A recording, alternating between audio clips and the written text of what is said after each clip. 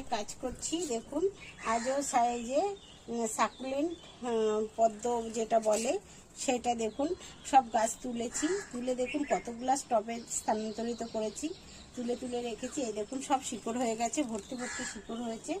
এদেরকে সব টবের মধ্যে মধ্যে করে রেখেছিলাম, তাদেরকেই সব তুলে তুলে তুলে তুলে এখন সব মাটিতে বসাচ্ছি। দেখুন টবে এইগুলি এখন এক একটা পদ্মের মতোই আকার নেবে। হ্যাঁ, এই যে কতগুলা দেখেছেন করেছি, একদম পাতা থেকে করি। আপনাদের সেদিন বলছিলাম যে দেখাবো।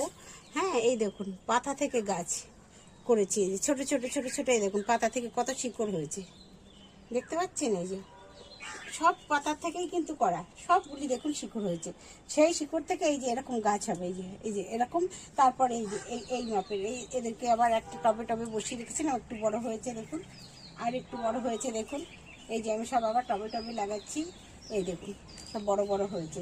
তাদেরই আবার বসিয়েছি দুদিন, এই দেখুন এরা আর একটু বড় হয়ে গেছে।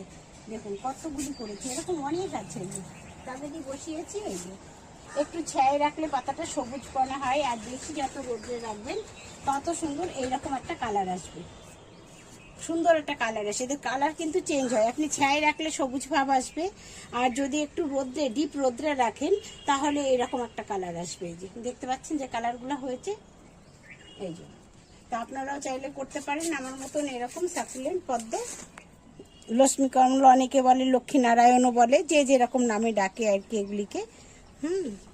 অনেকে এগুলো ঘরে রাখা শুভ ভেবেও অনেকে রাখে এই গাছগুলি, যে ঘরে রাখা ভালো আর কি। আমি বসাচ্ছি, তো আমার হাজবেন্ড উপরে এসেছে, তো সেই জন্যেই আর কি আপনাদেরও দেখানোর সৌভাগ্য হলো আর কি, দেখাচ্ছি। এই যে এবার